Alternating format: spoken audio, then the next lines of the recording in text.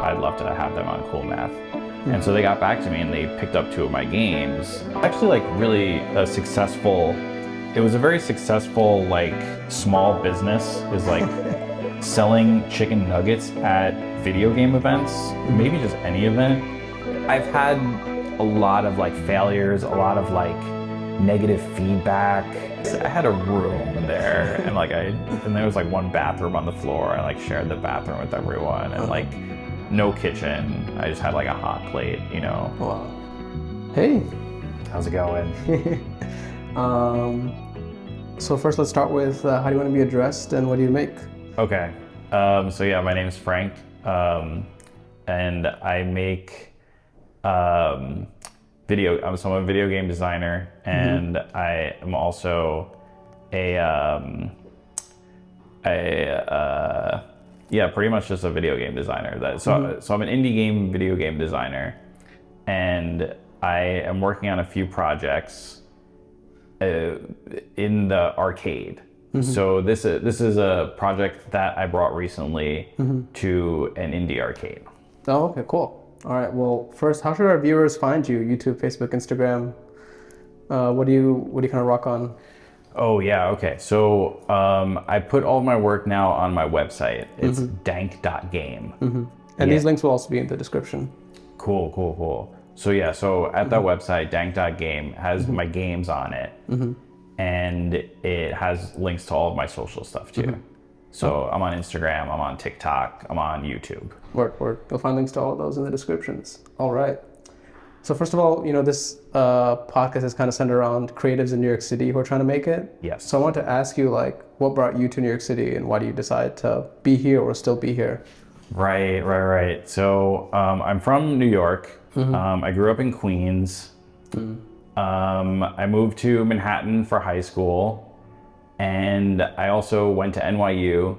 So I've been in New York pretty much all my life. I spent 5 years outside of New York teaching English in South Korea. Wow, okay. But that was a while ago now. I've been back for like 10 years. I think it's been about 10 years I've been back. Yeah, I mean, so I guess that it's like, I think the question is kind of like, why stay in New York, right? Because I was already here, but still, like, what's keeping me here? Because the cost of living is so high. Yeah. It's sometimes it can be really hard to justify. So yeah, I don't know exactly what the answer is. I can say that like the benefits of living in New York and working in indie games is that I've been to a lot of places and there are a lot of resources here. Like there are a lot of people who are making indie games here, and because of that, there are a lot of places to go. To the point where it's like there are so many things happening that you can't do all of them. And in other cities, even large cities, there can be times where you're looking to do something and there won't be something until coming up for months. So there are a lot of people making indie games here and a lot of events to bring your games to.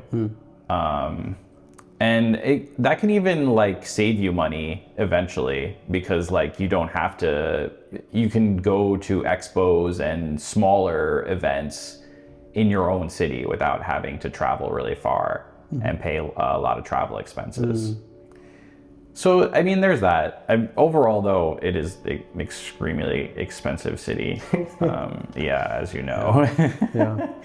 So, yeah. But I would say that's the main reason why I'm staying here. There's just a lot going on. Oh, yeah. Yeah. And are there any like big cities or areas for video game developers or any big indie game developers outside of New York City? Or are they bigger than what's going on here?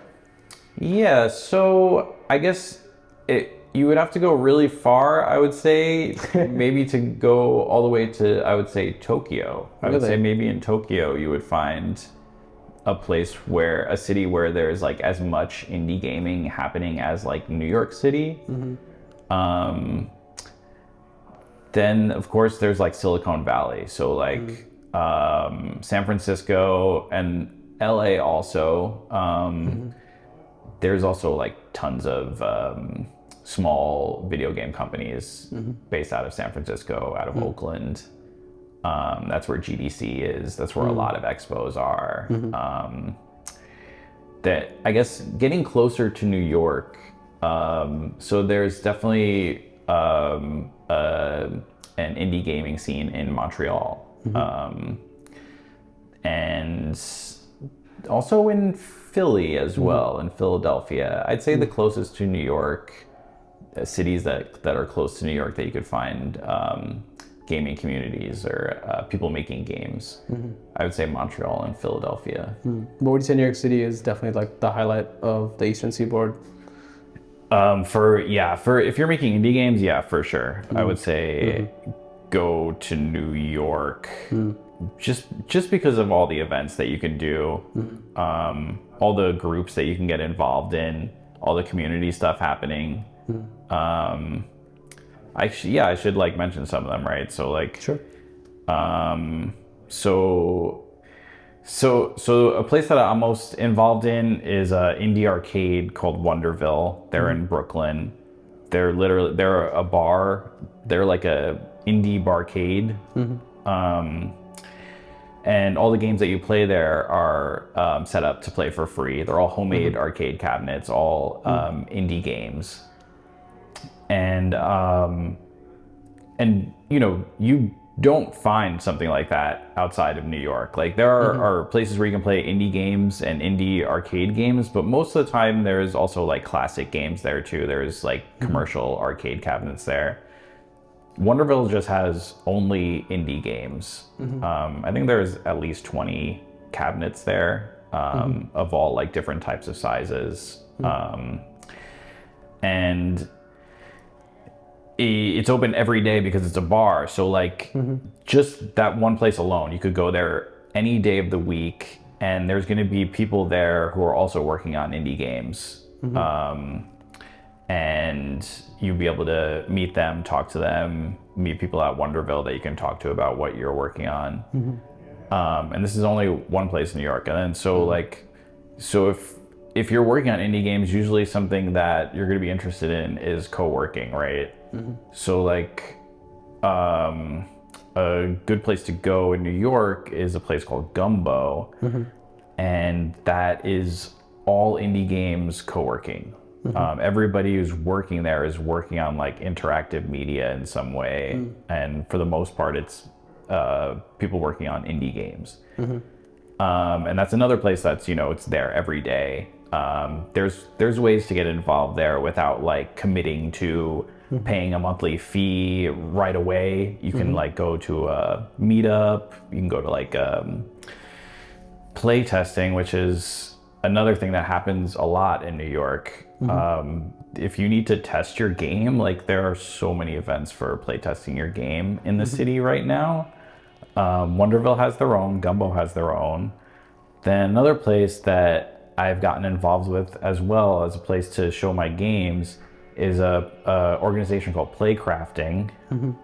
They do monthly gaming events. They do monthly events where you can set up your indie game, show it to people. It's at a place called OS NYC, which is it's like a sort of like a LAN cafe. I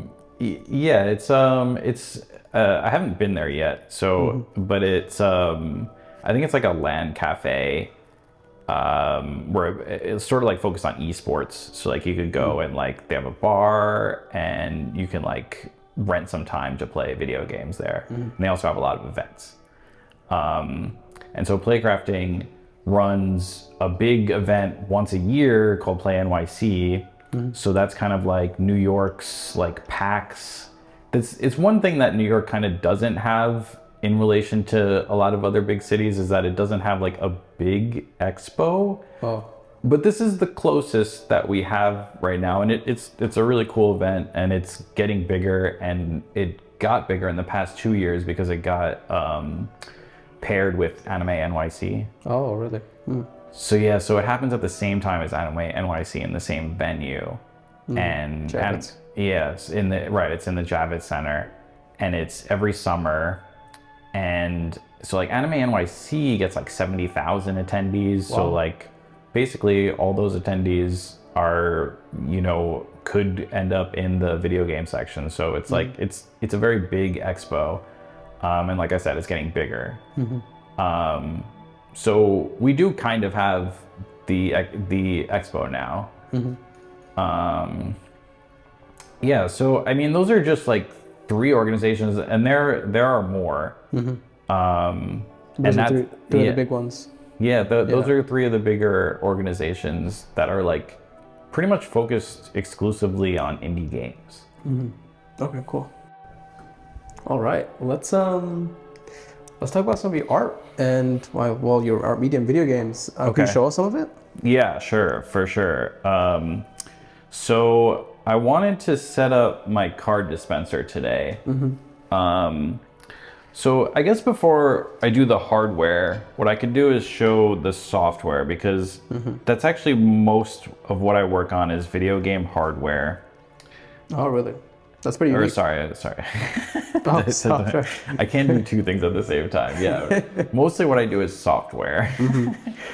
But I've gotten more interested in hardware. It was more like after college that I got interested in doing hardware and arcade stuff. I started volunteering at a place called Baby Castles.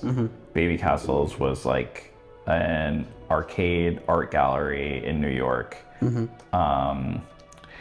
And they were known for like for many things, but like one of the things that they were known for was installing art. They were installing arcade games inside of stuffed animals.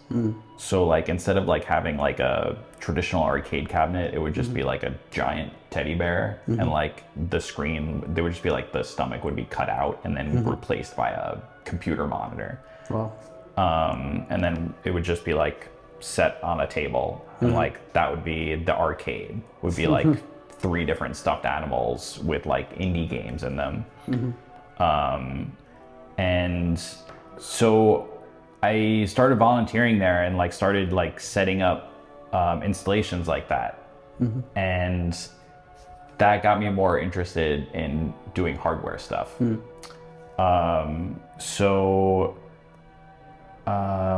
But I guess before I do that, I'm gonna just show what I really started doing, which is I started by doing just video game software. Really simple, like minimalist, like arcade looking. So like the software that I was making was already like based on the arcade. Yeah. Sort of like Flappy Bird. Like I was really interested in making like something similar to Flappy Bird. And you code on Linux, right? To be sure, which is I think pretty different. Yeah, that was while I was in so I was introduced to Linux in high school. I was interested in it, but like it wasn't until college that I started using a server,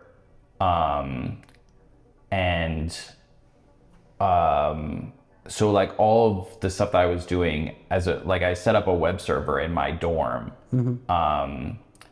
and it was running Ubuntu. And because it was a web server, it was just all command line based. It was just the terminal. And so from running that server, I got interested in running Linux just like all the time. So now I just run Linux on my laptop. Yeah, I don't know. I mean, with Linux, it's always like, what am I doing exactly? Like, it's like, it feels like it has to be eventually like, you have to be like, well, it's for political reasons that I'm doing it, because it's like, I just think that software should be free. So I don't know. I just kind of have been really interested in it. But I'm gonna set up this game that is actually an old game of mine that I'm still working on. Okay. So let's see. I have to set up the virtual environment.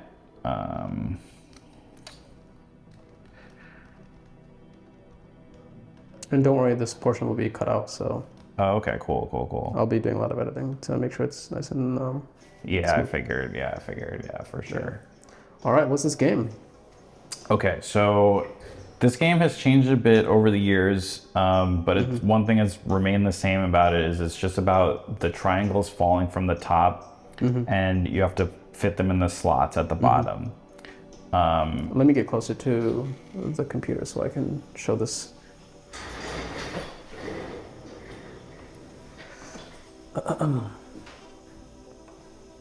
Cool. All right, let's my.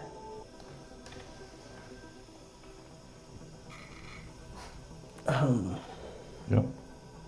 Nice, get in there. All right. Cool, yeah, so this is the game BitFit. So like I was saying, it's one thing that's been constant about it is all about like fitting the triangles into the slots at the bottom of the screen. And this is like, it's very Flappy Bird inspired in the sense that it's like, it's hard and it should be intuitive. And like each game lasts like a short amount of time. So, yeah. So this was one of the first games that I made like years ago. It was one of the first games that I set up at Baby Castles, at least. I made the original for a game jam. A lot of my games are games that I made for a game jam. So that this like kind of fits with the game jam format because it's like minimalist. So you can make all the assets and the code like in a short amount of time. The game jam lasts 48 hours, so you have to make something really quickly. And you made this in Python? Yes. So yeah. So for a long time, I was just using Pygame. I made a lot of games in Pygame. This was originally made in Pygame, and then so this version is still in Pygame. I eventually moved on, and like everything that I learned from using Pygame, I used. Oh, I missed that one. So I used like the back end of Pygame. So I just use it directly now. Like from using Pygame, I learned how to use what it's based on, which is SDL, and that's a C library. And so I'm using C++ now, and the main reason I did that was so that I could export to web easily, and then you can also export to Android pretty easily with that too. Whereas with Pygame, it was at least at the time that I switched, it was really difficult to export to. Well, it was basically impossible at the time to export to web. And from what I know now, it's like possible, but it's like it's an accomplishment if you can do it. And also Android, running Pygame on Android has been possible for a while, but it's very slow. So I eventually moved on to C++, but this is still running in Python and Pygame. And that's actually one of the reasons that it's like, right now it basically just like lives on my computer. And I do want to make a version of this that you can just play online. But before I did that, I connected it to some hardware so that like when I set it up, like I'm saying, like I have to install this game. Like if you're gonna play this, like I have to be there to install the game to set it up. So like I set it up, and I set it up with some extra hardware, so to give more of an incentive to play the game. And so that's kind of what I'm working on most recently is like my website is gonna host all of my games. And I want to make an incentive for people to play the games. Basically what I'm trying to do is I'm trying to do live service, like an indie minimalist version of live service. So like one of the ideas I have, and then like, so like not everything would have to necessarily go through my website. I'm trying to integrate as many like different places that you can play the game. And like one of them is just like literally just like physically playing the game somewhere. Yeah. So I have one arcade cabinet at Wonderville, which has another game of mine called Cakefoot. And so I've been working on rewards for that arcade cabinet. And one of the ideas that I have is to have trading cards be something that you can get from an arcade cabinet. So basically as a test, I'm using this game, which is also the first game that I used to test another hardware device that I have, which is a video game console. It's the first video game console that has a built-in toaster oven. So it's a toaster oven that has this game, it has a screen on top of it. It's a mini toaster oven and it has a screen on top of it. And you can play Bit Fit on the toaster oven. And so I wanted to connect that console to something that dispenses trading cards. So you can connect this trading card dispenser to any microcontroller that has basically any microcontroller, anything that has like a general purpose input GPIO input output pins. So the first thing I connected it to was a Raspberry Pi, but it also connects to Arduino. It could connect to like an ESP. Okay, cool. So I hooked up this card dispenser to my laptop, and it's also going to hook on into the game BitFit, and it's all going through this Arduino microcontroller, which is going to send the signal from the laptop to dispense a card. It dispenses a card if you get a high enough score, and there's always like a random chance to it. Like basically the higher you score, like the more your like chance meter goes up. So let's see if I can get a high enough score to actually get a card to come out.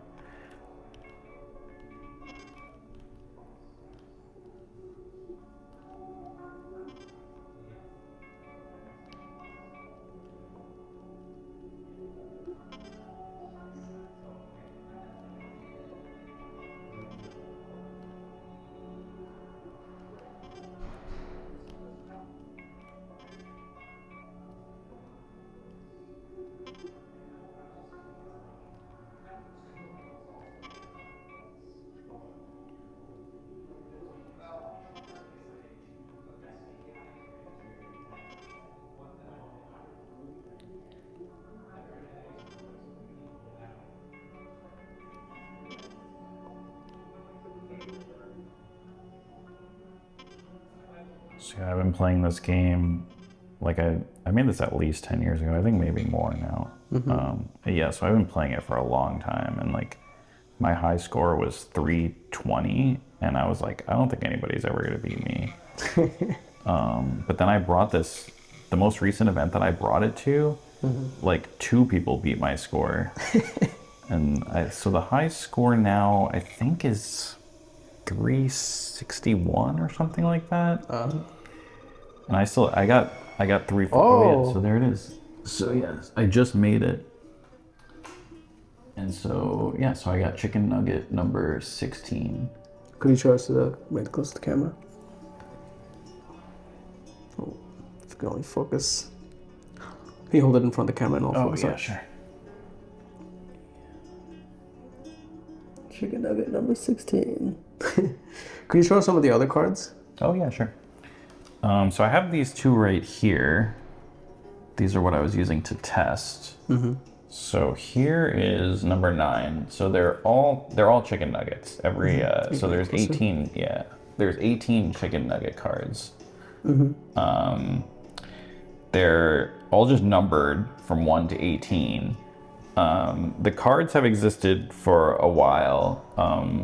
I used to, at video game events, I would just sell a chicken nugget for $1 each, and they would have a jelly bean inside of them.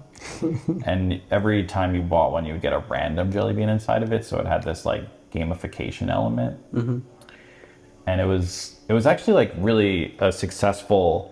It was a very successful like small business. Is like selling chicken nuggets at video game events, maybe just any event, because like people are hungry and there's like often not a lot of food around, and so people are down to just buy a chicken nugget for $1. And the jelly bean part of it makes it like actually fun to do. And it's just like kind of ironic that like it's so easy to sell a chicken nugget for $1, but it's so hard to sell an indie game for $1. Oh. So I mean, I don't know if that's why I'm doing it, but like it's just part of it, which is that you can now just get a chicken nugget from a video game. And so like having these physical cards makes it like at least more likely that somebody would pay to play the game because you actually get something from it. Okay, so you also want to show us your other game, Cakefoot, which is on Steam and a couple other platforms. Yeah, exactly. So it's out on Steam. It works on the web. I'm working on an Android version for it, and another version is an arcade cabinet that's at Wonderville. Oh wow. Okay. So you can so at the arcade cabinet at Wonderville, there's a QR code on it, and if you scan the QR code, it takes you straight to this landing page where you can just play the game. So you can play on mobile. You just play using the mobile browser. I'm working on the native Android version of it too, though.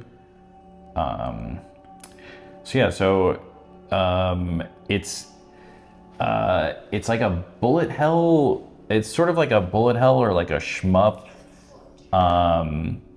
And it is, I'm gonna dive into a hard level actually. So like, it's designed to be a really hard game. It was inspired by the world's hardest game. Oh, on Cool Math Games. Yeah, the world's hardest game, which is like a subgenre called an avoid 'em up. And so the idea is that like you can't shoot like a shmup, you can shoot, but in an avoid 'em up you can't shoot. So all you can do is avoid the bullets. So that's the idea for Cakefoot. And then this is like level 17. It's also like this is like the third level of difficulty. Like the physics of the cake are like harder to use in this level of difficulty. This is where I'm like literally at in the game right now. So it like auto saves all of your progress. So I'm still trying to beat the third difficulty level. I beat the first two difficulty levels. And then you can play, you can hop in and hop out. Like you just like save and exit. Like all of your progress is auto saved. Awesome. It like I was saying, it's available on Steam and it's auto saved like in the browser. Like you don't have to log in, you don't have to create an account. Like it just saves to your browser. It saves to your browser storage. So if I want though, I can also just do like, so I could do like the arcade version. So like so what I was just playing is the quest version. You basically just play until you can't take it anymore, and you get as far as you can, and then it saves, and you can resume where you left off. But the arcade version is just how far can you get in a limited amount of time. So this is the version that's at Wonderville. So at Wonderville, you don't play quest version, you just play arcade version. And every time you press the button to start, it starts you like this, and you start from the beginning. And the coin, so you try to get as far as you can get. And so the coin gets you extra time in the arcade version. In the quest version, the coins are really just, they're like a collectible, and if you collect all of them, you get a special unlockable at the end of the quest. Can you talk about what it took to build the arcade machine at Wonderville? Yeah, for sure. So Yeah, it's an interesting story, Cakefoot. It's like my first commercial game, and it actually started as a non-commercial game. And so I made this for a game jam. I think it was in like 2016 or something like that. Or no, that's too long ago. 2019. This was in like 2019. And I wanted to make a single button game, and I wanted to make an avoid 'em up. So I just made this game about you're always on a single line, and you press to go forward and let go to go backwards. And so I made that a while ago. And I met somebody from Cool Math Games. Wow. And I was talking to them for a while, and like a lot of my games are like very like old school Flash style games. Like you can see this one is literally based on an old Flash game. And a lot of my other games are like this too. Probably the two genres I do the most are like something like this, minimalist arcade, like physics based, and puzzle, which is like two of the main Cool Math genres. And so I sent them a bunch of my games, and I was like, these are all like available. I'd love to have them on Cool Math. And so they got back to me, and they picked up two of my games, and one of them was Cakefoot. And like I actually was not expecting Cakefoot to be one of the ones that they chose. But it's like you said, World's Hardest Game is on Cool Math, so like it actually makes sense in the end. It was just like Cakefoot was kind of like, it kind of felt like it was like been sitting in the closet for like a few years, and I like kind of dusted it off and was like, well, this also could work. And then it turns out that they picked that one up, and then I started testing it at Wonderville play test nights, and people enjoyed it. And eventually I borrowed an arcade cabinet from Wonderville to set up Cakefoot at another event. It's called DerpyCon. It's in New Jersey. It's really accessible from the city. You just take New Jersey Transit, like 4 stops to, I think that's Rutgers. And there's an anime convention that happens every year at Halloween. And we brought Scrapeboard and Cakefoot, and some other games too. And the toaster oven also, we brought one year to DerpyCon. And we needed some way to set it up. So I borrowed an arcade cabinet from Wonderville, and we put Cakefoot on it. After the event, we brought it back to Wonderville, and they were like, why don't we just leave the game on it and just set it up here? So I was like, yeah, that sounds great to me.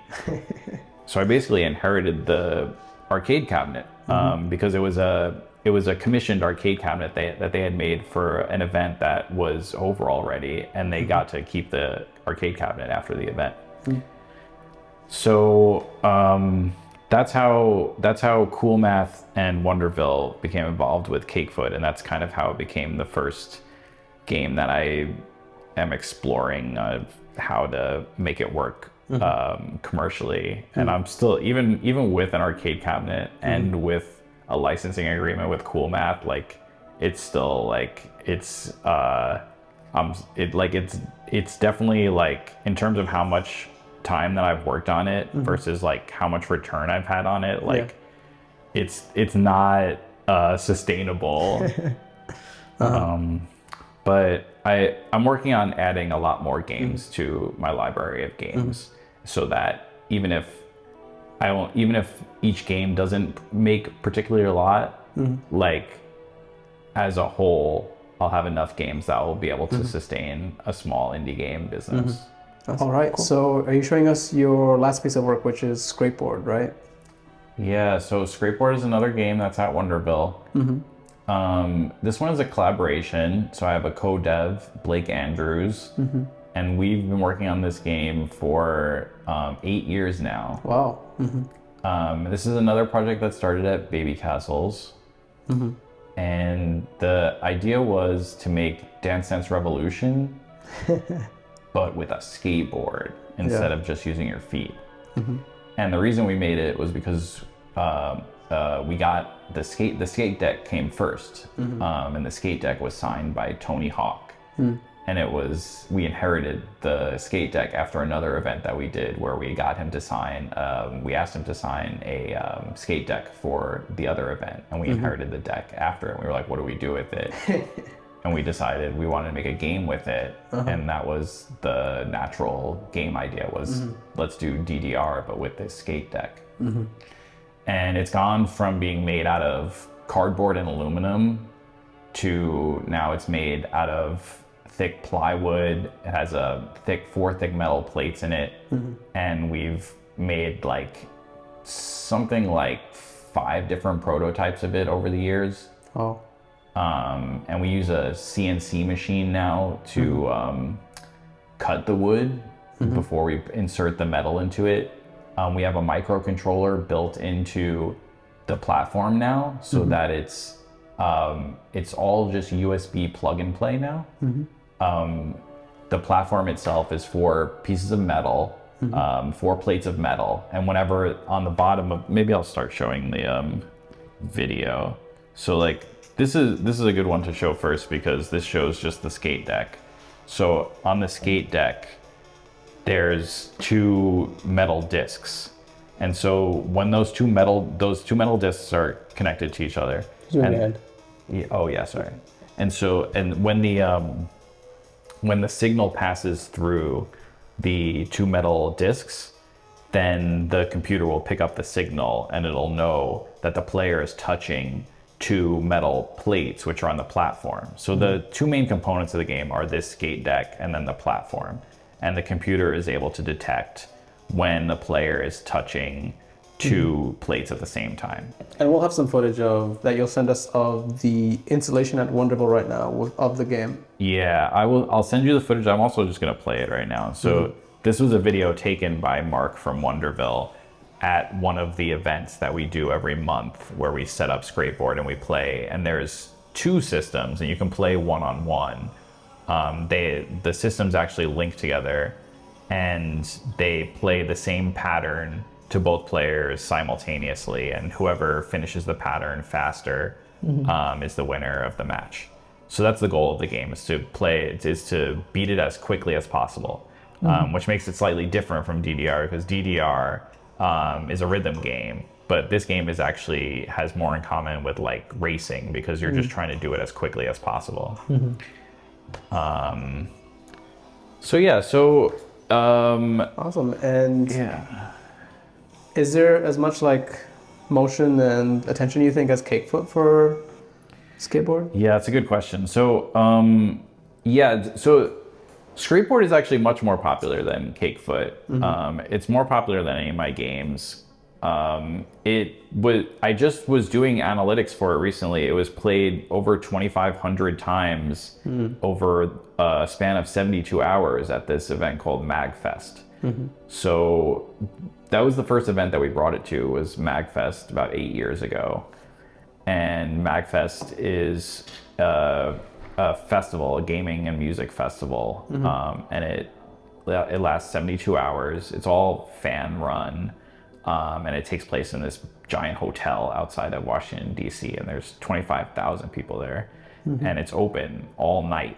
And we set up Scrapeboard, and it runs like as a real arcade cabinet at this point. Like, we don't have to be there to like watch people play or like help them play it. Like, we set it up, we walk away, and it lasts the entire 72 hours running on its own. And over the course of that time, like it got played 2,500 times this year. It's like we've talked to players that are interested in having their own Scrapeboard. And we've been working on how can we do that. So like Scrapeboard is my most popular game. It's the most successful one in a lot of ways, but it's also like the hardest one to figure out how to monetize it. Because even like if it was like, I think the most natural thing would be an arcade machine. But it's not the easiest sell because the skate deck is detached from the platform. And that's just, I mean, that's just one thing about it, is that like the skate deck is detached from the platform. So like if you're playing it in an arcade, you could just pick up the skate deck and walk away with it. And it always comes up whenever we talk to like people who own arcades or bars. It's something that comes up. And so our solution for that is simple. Like, it's all of our skate decks have been donated to us. So it's actually not that hard to get skate decks for this. So if there were any arcade or bar that was interested in setting up a skateboard, we would just provide them with a lifetime supply of skate decks. So like, it's kind of like a bowling alley. Like a bowling alley has balls that you can use for free. So it's like how same as how a bowling alley has house balls, like we would have skate decks available for players. And if one of them gets taken, one of them just walks away, like it's okay. Like, you know, they're not expensive. So we're not that concerned about that. But then there's also like safety issues. It's like a very physical game.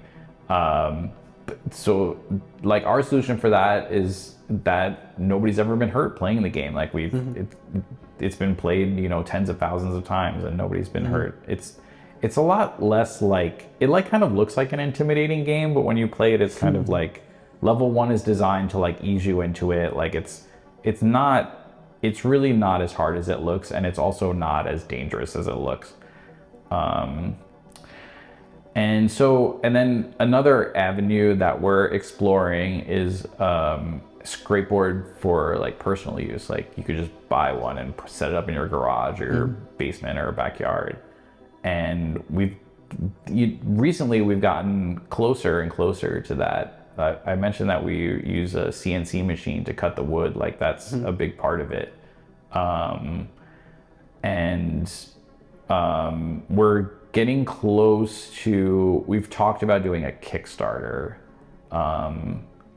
And I think because it's been such a long time and we've shown it at so many events, and we have a lot of subscribers for our newsletter. We have a lot of players who come to tournaments. We have a regular event every month at Wonderville. I have, you know, I'm like cautiously optimistic about doing a Kickstarter, at least from the perspective of whether people would actually contribute to it. And then the other side of it is that the hardware has gotten to a point where I feel confident enough that like if we made one and we sent it to somebody, like it would last them, you know, for a long time, and it would just be really easy to use and not require a lot of maintenance, which is, I think that's always been like the biggest hurdle for a skateboard, is that like we would just have like tool bags with us at every event, you know, going back like 4 years ago. Like that's like halfway through its lifetime. Like we still were like, have just like a tool bag with like drills ready to like re-drill the metal into the skate deck or like re-drill the metal into the platform. And you know, in the past like 2 years, we've really gotten to a point where it's like we don't have to repair it even after a long event. It's just, we just store it and then take it out again and play with it again, and it's fine. So yeah, that's the lookout for skateboard this year, is maybe Awesome. Kickstarter. It's getting some good motion, and yeah, you might make a Kickstarter soon. Maybe, yeah. Okay, cool. All right, cool. Thanks for showing us your work. I just want to talk about a little bit about your like how you're handling and balancing this with your personal life. You know, chasing your dream and also everything else that goes on. So first, like, you know, like what makes you want to keep going after like making a video game and making professionally, and like why do you enjoy this like medium? Yeah, it's a tough question. I decided a long time ago to commit to it. We're talking like when I was still in high school. I was like, I'm gonna make video games, whatever that means. It meant, at the time, it meant like literally like figuring out how do I get like a screen to display something that I'm trying to display on the screen. And you know, in an interactive software. And I just decided like this is a job that like there's demand for it from society. Like I'm gonna do this job. And as I got more involved, I did like an internship. I learned at that internship that like everybody that was working at this company was like really passionate about what they were making themselves.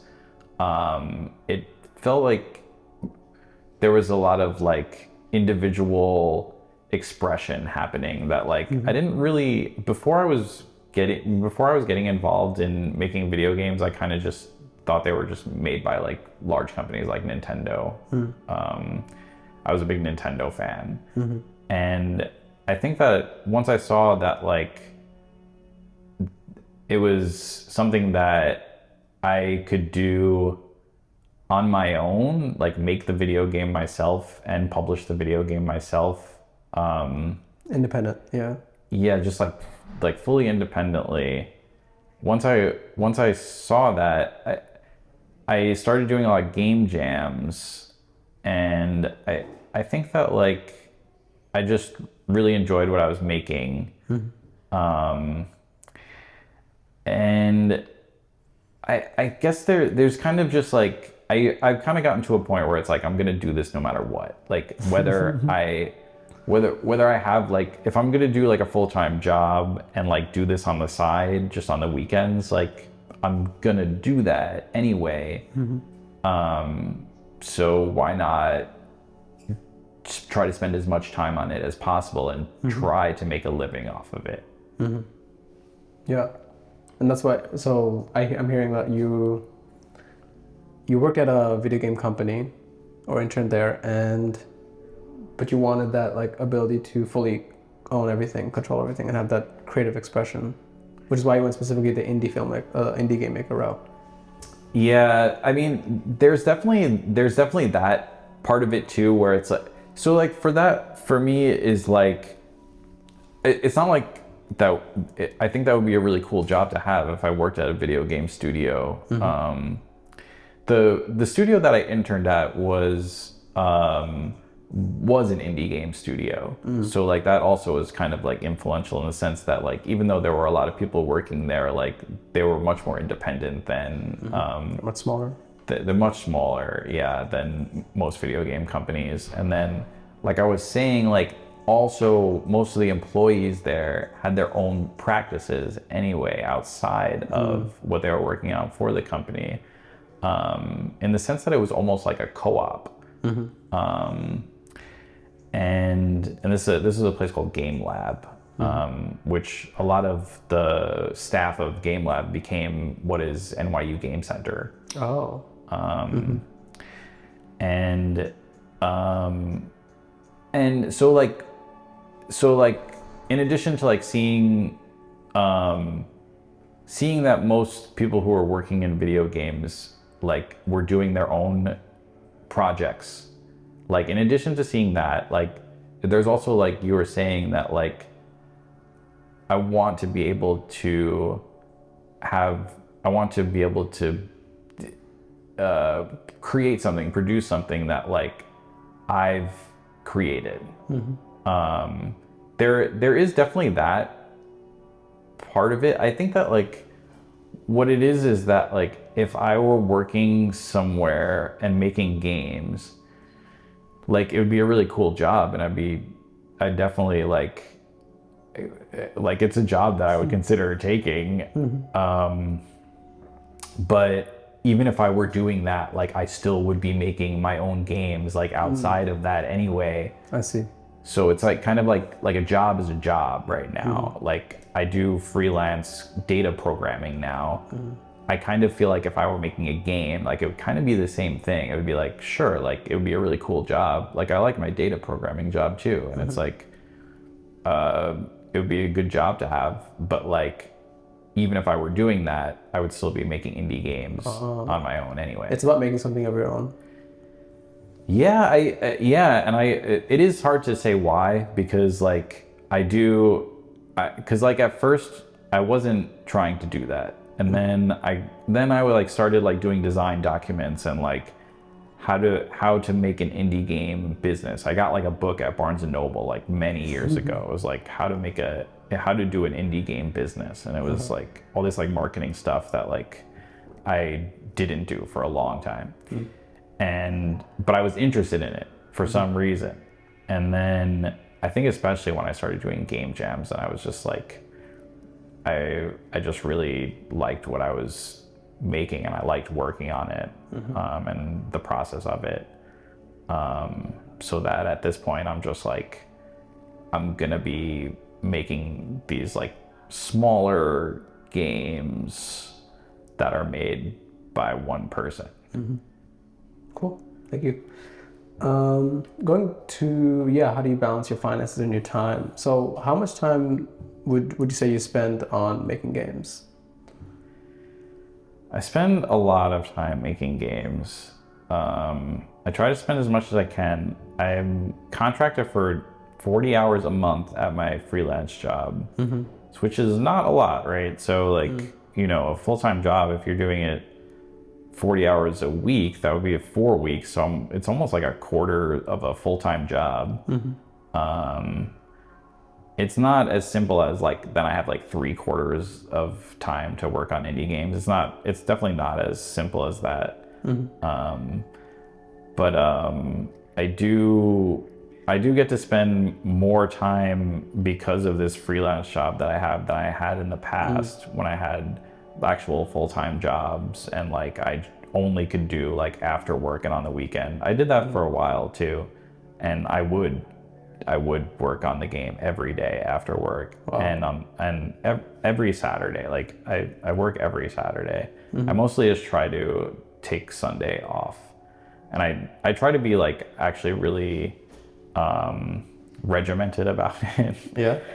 Because it is really important to have that time off, and it would be nice to have more time off. But I find that, if I am regimented about getting one day off a week, like it's actually, I find that it's healthy. And as long as I really do take that time. Yeah. Okay, you take one day off, but the rest of it, you just work your ass off. Yeah. Yeah. Cool. And in terms of finances, you mentioned your freelance job, and outside of that, you're just trying to make the game thing work. Oh, I keep swinging too. Yeah, I keep rotating back and forth you're on fine. the chair. Actually, one thing we can do right now since we have a break, could you put the cake foot thing on? It's kind of nice to have that visual. Oh yeah, sure. Like it had like a mode where like if you just left it alone, it would just start playing. Yeah. No, the game itself. Oh, just have the game play. Yeah, like the arcade preview thing. Oh yeah, sure. It looked pretty nice. Oh right, I was using the web one.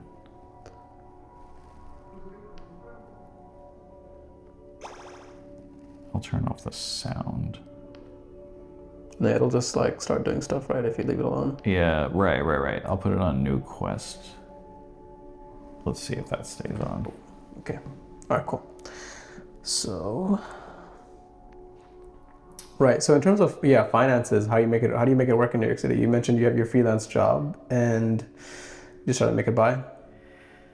Yeah, you have to be creative. I mean, I've learned to be creative about how I spend. I'm just like very frugal. I don't spend a lot of money. So I lived with roommates for many years. I had an apartment. The first apartment I stayed in on my own in New York after I came back from teaching abroad. I lived there for $500 a month, and it was like a scam basically. It was a place in Ridgewood where somebody had like taken a 3-family house and like turned it into apartments, but like all the apartments were just like rooms in the 3-family house. So I like see. I had a room there, and and there was like one bathroom on the floor. I like shared the bathroom with everyone, and like no kitchen. I just had like a hot plate, you know. Wow. So like there are things like that like I've learned to like I've just learned to save money. Then I lived with roommates for a long time, and then I found this freelance job, which has been the best situation that I've been in so far, where it's like as long as I get my work done, I get paid very well, you know, very reasonably well, and I have a decent amount of time to work on games too. Would you have any tips or for people looking to make their finances work out in New York City while chasing a dream? It's really hard.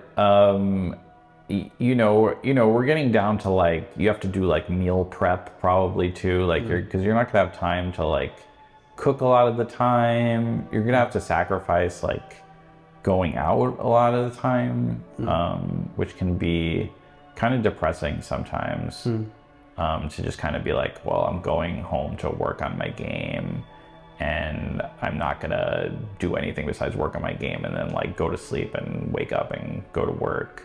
Like it can be really depressing. Like you have to find a lot of like when I just have that like classic programmer thing where it's just like when something works, like I feel good about like having worked on it. So like I kind of just like live off of that for a long time. You know, find, like I was saying, find some roommates so you don't have to pay too much for your apartment. Minimize your expenses. Yeah. Yeah, I think I go like it's weird because like I haven't done this myself, but like I do think that like finding like going to that co-working situation that I was talking about before, like there's a place called Gumbo. Like if you want to go to like go find other people who are like doing the same thing and like literally like go to an office with them and work with them, like that will help a lot.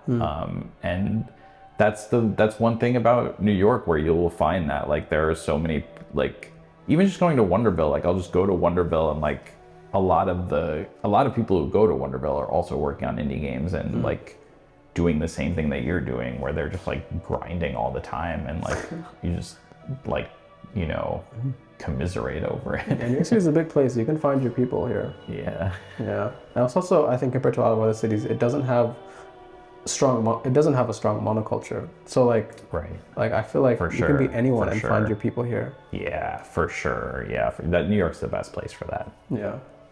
And that segues pretty cleanly into the last question I have for you, which is, do you have any last messages to people who are you thinking about quitting because it's getting really difficult, or they haven't even like, you know, thought about chasing a dream and they've kind of like sort of settled on this is what my life's going to be, I go to a job or whatever? Like, will you anything say to them to inspire them, or like how to keep going or how to start?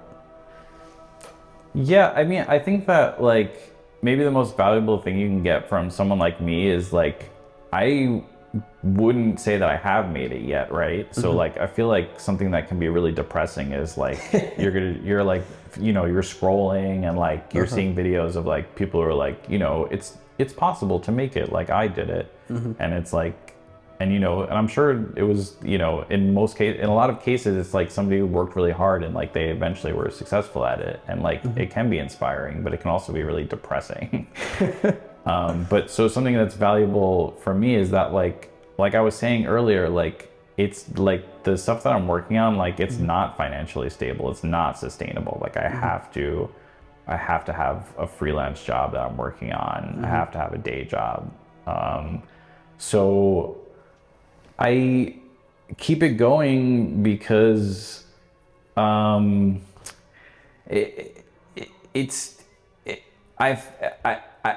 had a lot of like failures, a lot of like negative feedback. I guess the more you do it, the more you get used to it. Yeah, it toughens you up. I mean, like, to keep going is so difficult when you see people that are so wildly successful. Right. But that's also one of the reasons I think I am making this podcast, is because I think a lot of podcasts or a lot of videos you see are from people who are already successful. Right. And they're not speaking from the perspective of someone who is trying to make it, which is a Right. very different perspective. Once you cross that threshold, I think your life gets very different and your mentality gets really different. Sure. Because when you're trying to make it, a lot of it is just, how do I keep going? Sure. How do I like survive? And I think that's a very different mindset and situation. Yeah, for sure. Yeah, just keep at it. Yeah, I don't know. It's just like there are times where I'm like I just don't want to do it, and I just like force myself to do it, and those are the times where I think I get the most out of doing it, because not all the times are like that. And then I realize that, and then I'm like, well, if I grind through some things, like not everything feels that bad. I think also from what you've like talked about, like it's really enriched your life. And I think I'm comparing that to a sort of consumptive out of post-work, whatever, like time, because you're creating something. And I mean, you go to these conferences, you meet people, like it's really like, it's a pretty vibrant community. Yes, for sure. Yeah. Meeting people who are doing something similar, like it's so important. And yeah, just like, even if it's like, I'll just be like, I'll like after work, I'll also work on the game. And then like, even after dinner, like I'll be sitting on the couch, but I'll be like, I'm taking out my laptop and I'm going to do like a little bit of work. And like, even just that like extra like 30 minutes to an hour, like it adds up. Yeah, that's up. And you've been at it for a long time. I mean, you've made several games to this point. Oh, sure. Yeah. Yeah, it adds up. All right, well, thank you. Thank you, Frank, for having us. Thank you. Appreciate you showing us everything. And yeah, find in the description all of Frank's socials, visit his website, his Steam if you want to play Kickfoot, and reach out to him if you want. All right, peace.